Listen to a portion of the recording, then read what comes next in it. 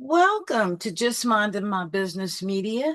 I am so excited that you joined us today. And I have a question for you. What happens when an engineer applies problem-solving precision to wealth building? So think about that for a minute.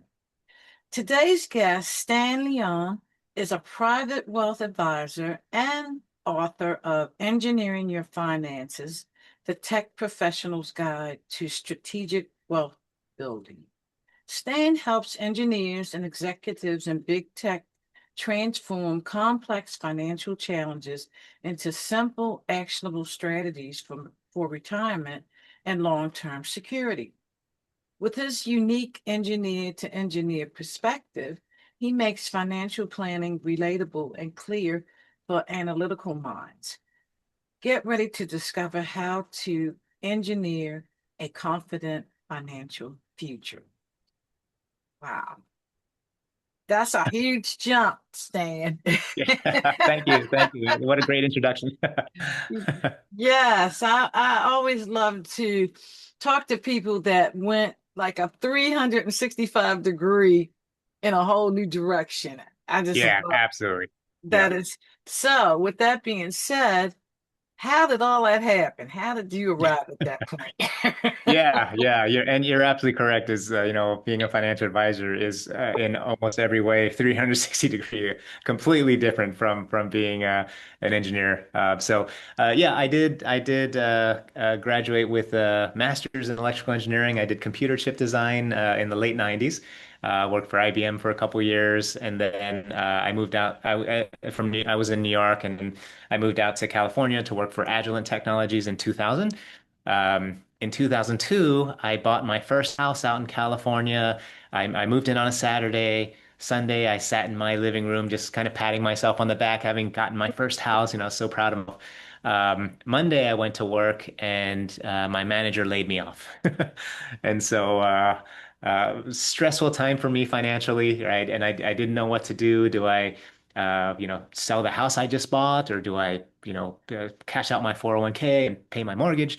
Um, and I think the most frustrating thing was just I didn't have anyone to go to for advice. I asked my parents, they said one thing. I asked my colleagues, they said another. My friend said something else. And so I was just really confused. I didn't know what to do. As I was looking for engineering jobs, I found an ad for a financial advisor position at a large financial firm. And I remember thinking that might be neat. Not only would I get to learn, what can I do, but I can help other people in a similar situation with their situation. And this is 2002, the tech bubble had just burst, and a lot of engineers now were getting laid off. And so, with the encouragement of my girlfriend at the time, who is my wife now, she kind of encouraged me to try new things. And so I went in, got to the interview, somehow got through a couple interviews, and got the job offer. And I remember driving home from that final offer, just thinking, how hard could it be to be a financial advisor? And I think the next 3 years of my life were by far the most miserable years of my life. Um, it was, we're starting a business, you're building a client base. We were working 60-hour weeks, and I think maybe the worst part of it is back then we got all of our clients through cold calling. And cold calling as an engineer, I didn't realize how difficult that was. So it was pretty miserable for a couple years. It actually started affecting my health a little bit. Even my relationship, my wife was actually giving my resume out behind my back to her engineer friends, hoping that I'd go back to engineering. And then in 2006, I took the leap and went independent. So I became an independent franchise owner of a large financial firm, which is what I am today. And at that point, things started getting better. I got my feet under me, started getting more technology professionals as clients. And kind of fast forward to today, now everything's wonderful. Now it's great. I can't imagine doing anything else. It's so emotionally rewarding. I get to help, my clients reach their financial goals, reach retirement. Um, I look forward to going to work every day. I just became a best-selling author. I'm the go-to advisor for tech professionals. I feel so blessed to be where I am now. So in hindsight, getting laid off was the best thing that could have happened to me. But of course, it didn't feel like it at the time. Yes, and when you started talking about the buying a new house and losing your job, that was my scenario as well. I Oh, had really? just Okay. bought a house and I was single at the time. So I had Hmm. just bought a house and lost my job because I'm in the Oh tech my God. field too. And Oh, okay. so it was like, oh my God, what do I do? What do I Yeah. do? And what do I do? Yeah, yeah. I like to joke sometimes. I was the first round of layoffs. And so I always say if you're going to get laid off, you want it to be the first round because the company still has money. They give you, I had a nice severance package. And so it did help me a little bit with the house, at least for a little while. So yeah, but Yeah. it's a tough time for sure. Yeah. So I could definitely relate to that story for sure. So you learned by fire, pretty Yes, I much. did. I did. Yeah, yeah. I didn't even, I don't think I even realized what I was getting into until I was in it. Yes, and that's usually how it works. But Yeah, yeah, no, you stood the test. You stood the test, yeah, and that's what yeah, matters for sure. yeah, yep. So let me just ask you a question. How do you apply technical thinking to financial planning? And I almost know what Yeah, you're going to say. yeah, yeah, yeah, absolutely. I would say in a couple ways. Certainly it's good to have some analytic thinking when you're talking about finances because you are dealing with numbers. But honestly, I'd say the technical part of wealth management, financial planning, investing is actually not that difficult. Um, I think the hard part is reviewing it, being systematic about reviewing it. So a big part of when I work with clients myself, and I have it in the book as well, I'm very systematic about how we do things. We have a certain meeting in the springtime that's specifically for goal tracking and protection planning. We specific meeting in the fall specifically for taxes, investments, estate planning. Um, and then we review every year. It's very systematic. I have lots of checklists and things. And so I think the engineering skills kind of help me make sure I cover all my bases and not let things fall through the cracks. Sometimes with finance, there's so much, right? With personal finance, investing, insurance, taxes, estate planning, retirement. It's so easy for one thing to be forgotten and it messes up everything else. And so I think my engineering skills kind of help me design systems and processes in place so that those things don't fall through the cracks for my clients. And then I also say I hadn't thought of this when I first started, but it actually helps me run the business. Being used to processes and systems, I'm constantly refining how I run the business itself so that it runs more efficiently, so that I can provide more value to clients. Um, and I feel like a lot of my analytic engineering skills, I think of my business as a design, right? I used to design computer chips, and so it's a design. You make a design, you test it, you monitor it, and so I think of the business the same way. I'm designing my business, I'm designing the processes, I'm designing how I can provide value to my clients, and so I think the engineering skills really help with that part of it. Yes, and I knew you were going to say that because being in the tech space, it's systems. All the Yeah, exactly. everything is systematic. You can't do B before A. It's like a chain of reaction. Do this first, and then I've worked in as an IT professional. I've worked Okay. in finance Okay. and brokerage firms, and you cannot miss a step. Yeah. Yeah. You Yep. cannot. It's not. You Yeah. could. You might be able to. No, you cannot. Yeah. Yeah. A small misstep could cost lots of money. Yes, and the CEO will be in your face about it. Yeah, exactly. For sure. So I definitely get it. And being in that space, it just gets in your DNA. And you tend to deal with every aspect of your life that way, Yeah, that's right. from the smallest thing to the big things. Yeah. I mean, just for example, just planning my day, planning a Mhm. meal for the day. I start planning in the morning. Yep. I don't wait till dinner time. It's like Right. in the morning, okay, what are we gonna have for dinner today? Yeah, exactly. Yeah. Yep. Yep. When your energy's still high, right? You're not Yeah, tired. Yeah. yeah. Uh, And a lot of yeah. times I cook like Hmm. 5 o'clock in the morning, dinner. So Oh, it's wow. Yeah. already ready, and I can just chill the rest of the day, and that's Yeah, awesome. that. Yeah, yeah. And I think because I have that sort of personality, that's probably why I attracted the technology clients in the first place. Because I think not only are they also like that, but they like to see an advisor that's like that, right? That's doing things the way that they like, that thinks the way that they think, that talks about the things they want to talk about. And so, yeah, I think that's part of why I came to start specializing in working with tech professionals. Yes, yes, because it's like you in alignment. Yeah, And exactly. when you're talking about money, you want to be in alignment with the person that's supporting you with your finances for sure. Exactly. Yep. Yes. Okay. Wow.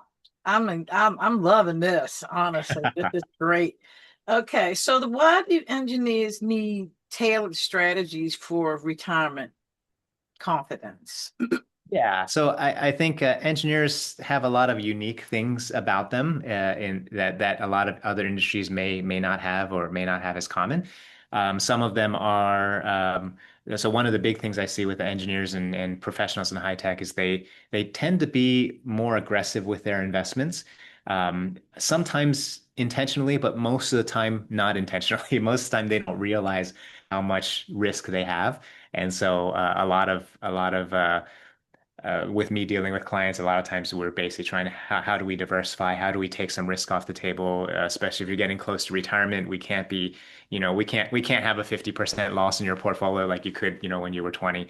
Um, and so that's the dealing with risk is a big part of it. Engineers also tend to have similar benefits, especially if they work at big tech companies. They're often paid in stock. They call RSUs or restricted stock units, which are essentially bonuses paid in stock. They usually get a stock bonus when they sign on. They have a stock purchase plan. They usually have something called an after-tax 401k available to them that's not always available in other industries. And then one thing that I think is kind of unique is in the engineering world, in the technology field, or in most other fields, as you get older, you're more valuable, right? You have more knowledge, you have more wisdom, you have experience. In the tech field, it's kind of the opposite. They actually value the younger workers. And so as you get older, you actually become less employable. And so that has to factor into, risks of getting laid off and what your retirement plan looks like. I have a client that was in his late 50s. This was a couple years ago. He was in his late 50s and he just got hired on to Google. And he used to joke all the time that he single-handedly brought the average age of the Google employee up because everyone he was working with seemed like they were in their mid 20s. And but that can be a real issue with technology professionals. Yes, you're absolutely right. But you would think it would be different because tech people been through it. I mean, we've Yeah. seen almost everything. Yeah, I know. I know. Yeah. Yeah. Tell me about it. Yeah. And Yeah. and it's a lot different for us, whereas the younger people, they still learning Yeah. and they are kind of like going by the book, but we already know everything Yeah. ain't by the book. Yeah. Exactly right. Exactly right. Yeah. I wish it weren't that way for sure. For sure, sure. It's crazy. Well, engineering your legacy. Let's talk a little bit about that. Sure. Building wealth that lasts for generations. How Mhm. do we do that? Yeah, that is a tougher one. There is a financial side to that, and then there's more of a qualitative side, a personal side to it. The financial side is easier to deal with, of course, as an engineer. It's money. It's just trying to make sure as you pass on wealth to the next generation, you're not paying. Most of that money's not going to the government. Most of that money's not getting wasted somewhere. And so just having good estate planning in place. I'd say first and foremost, just having an estate plan is an improvement for a lot of people.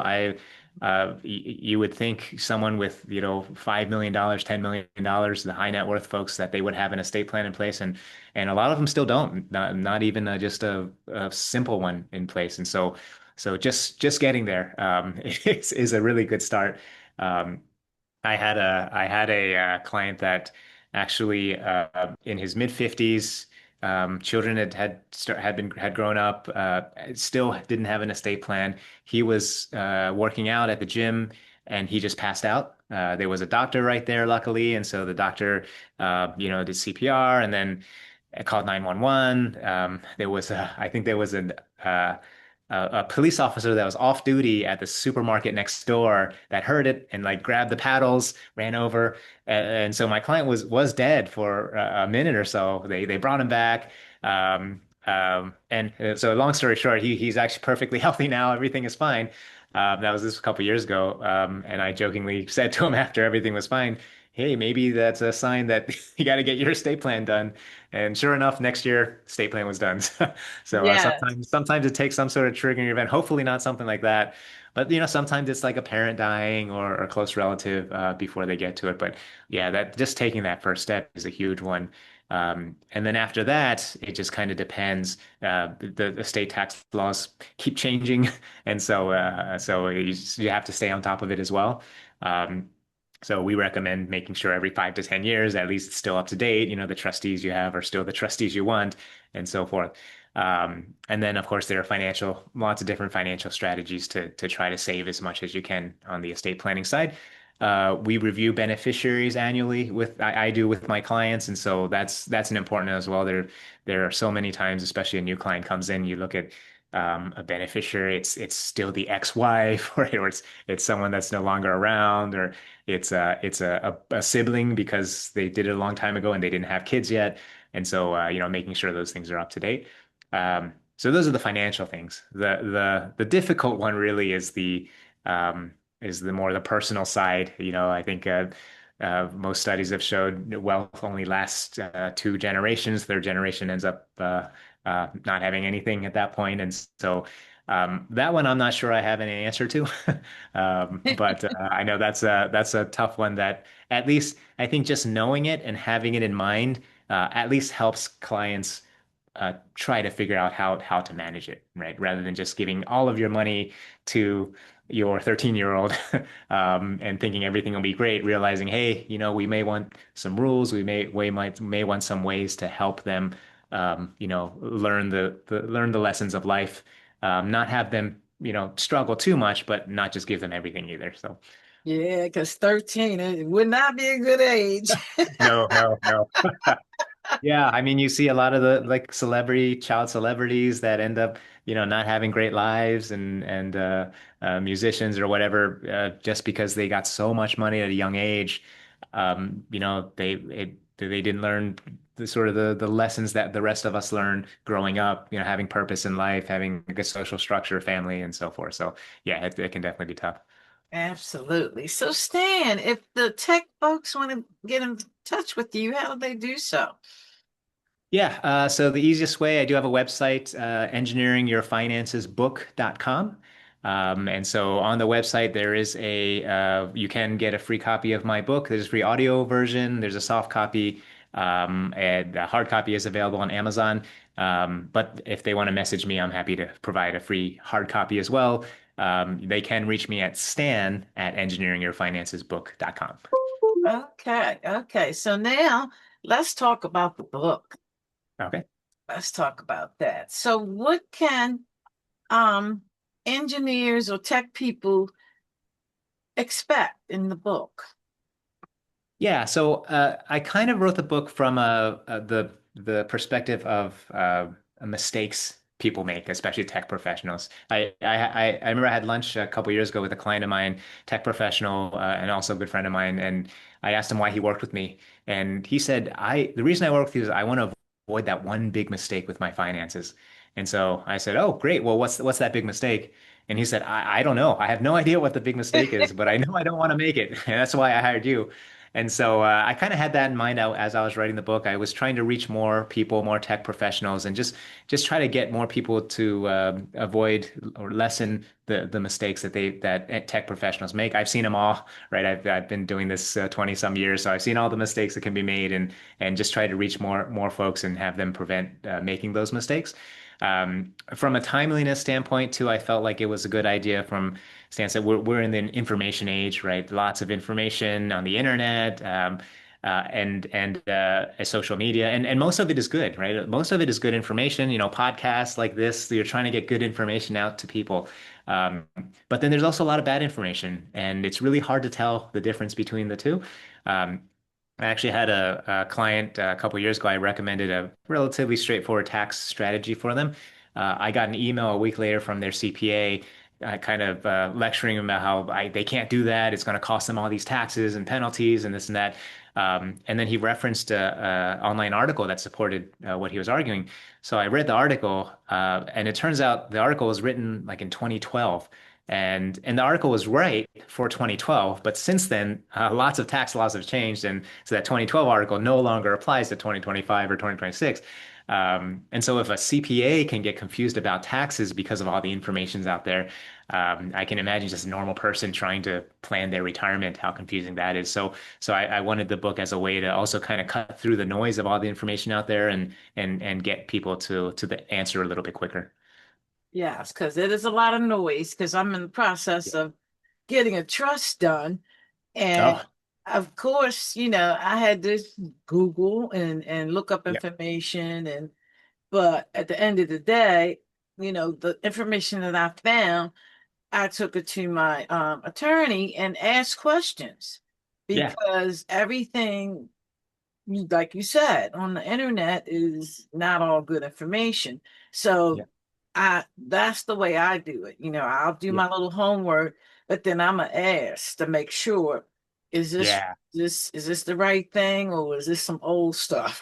Yeah, yeah, that's a great way to approach it. I know, and nowadays everyone's asking AI, right? So people are starting to ask AI, how do I plan for my retirement and so forth. And same thing, AI sometimes gives really good answers. Sometimes it completely makes up answers. Sometimes the Yeah, answers are just completely like obviously wrong. But there's no like, common sense. AI doesn't yet have common sense, and so yes. so And not yeah, only and that, so yeah. it's pulling the information from the internet. Right, exactly. The same thing you Yep. would do, site Yep. by site. It's just doing the same exact thing. Yeah. And it's bad information out there. It's going to pull bad information. Yeah. Garbage in, garbage out. Yep. Yes, yes. And that's always been the deal. Yep. Yep. For sure. So with the book, do you have like work is it like a workbook where you can actually kind of write in it and Yeah. Yeah, not in the book itself, but the book actually does provide a link to a workbook that's free. You can just get it online. It's just a PDF, but it's basically a inventory workbook. So it's a way to organize all of your finances, your accounts, your cash flow, and so forth. So one, it's in my book, it talks about how the first thing you should always do is figure out where you are now. Before you can figure out where you want to go, figure out where you are now. And so you do need to figure out where are your investments, how much cash do you have, how much debt do you have, what does cash flow look like? And so I do have a workbook that's linked in that book that is again it's a fillable PDF that you can just fill out to just help organize your life better. And then if you do decide you want to work with a financial advisor at some point, that's the perfect thing to give to them. They will love you for it. yes, yes, indeed. Yeah, because I'm a writer. I remember way back when I was getting bounce stuff because me and my husband was using the same checking account. Uh-huh. And I'm thinking we got this, and he done went and spent this, and they told me. And then I'm like, it bounced. So what I did in the kitchen, I kept a notebook, and every penny you spent, you had to write it in this notebook. Everybody Yep. had to write it in a notebook. Yeah. Yep. And Yeah. Awesome. Yeah. Yeah. Yep. yeah, because he wasn't computer literate like that, so that the computer wasn't going to Uh, work for him. So it's like, yeah, okay, yeah, yeah. you can write, so we're going to do this. Yeah, that's a good way to do it. Yeah, yeah, for sure. And it works so well. It works so Yeah. well. And I look around and I've got like 3 and 4 notebooks where we have been doing this for years. Yeah, okay. So Wow, that's now cool. of Yeah. course I do it on Excel. I got my little formulas and all that kind of stuff Yeah. in there. So I do it there. But it's Yeah. like the guide, the workbook isn't critical because you can't think about in your mind all the time when it comes to finances. Yeah. You Yep. have to write it down. Yep. Yep. Yeah, for sure. And yeah, and I have had the situation where, get a new client come in, they're a couple, and we start talking about what they have, and one person will say, "I have this much in my checking account." The other one will look at him like, "You do?" Or, or on the other, I had one when I had first started as an advisor. Is not a positive story, but a couple had just gotten married and they wanted to get their finances in order. And I think the husband had like 20,000 of credit card debt. And when he told me that, the wife looked at the husband and was like, "You do?" And then it was just like awkward.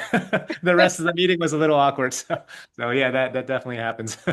Yeah, yeah, because sometimes they don't tell you everything. You just Yeah. gotta dig sometimes. And I hate Yeah. surprises. So before I got married, I was Yeah. like Yeah. digging hard. Yeah. Yeah. Yeah. Just want to make sure. Do your research. Yes, indeed, for sure. So, Stan, again, how do tech folks get in touch with you and get the book? Yeah. Yeah. So again, engineeringyourfinancesbook.com is the easiest way. There's a link for a free audiobook there and then free soft copy as well. You can order the book on Amazon or just shoot me a message. Happy to send you a free book as well. And to reach me, it's Stan at engineeringyourfinancesbook.com. Yes, yes, indeed. And ladies and gentlemen, you have no reasons not to act on anything. Stan is gifting you everything he has. So that's a wonderful thing. And right now, to me, in the climate that we're in now, is very important that we keep up with our finances. It's Yep. it's it's very critical now. I mean, before you might be able to miss a dollar or two, but now you don't want to miss a nickel. Yeah. Yep. You don't want to Yep. give nothing away that you don't have to, Yep. Absolutely. for And sure. I was on another podcast and I forget I forget what they said, but they ended the podcast that every podcast with something like no one's going to care more about your finances than you. So make sure you True. take care of it. So that's kind of stuck with me in my head too. Yes, and that is so true. It's your money. Nobody cares but you. Exactly. Yep. For sure. Well, Yep. Stan, it has been awesome. This has been a really knowledgeable conversation. And I'm looking forward to downloading the book and the Awesome. worksheet because I like to write. And Yep. yes, indeed. So, ladies and gentlemen, please take advantage of the gift that Stan is giving you because in the long run, it's going to support you. And if you get stuck, just reach out to him. Absolutely. Just reach out. That's all you have to do. Yep. Well, thank you so much. And ladies and gentlemen, thank you too. And we will see you again. Great. Thank you, Ida. It was a pleasure. Absolutely.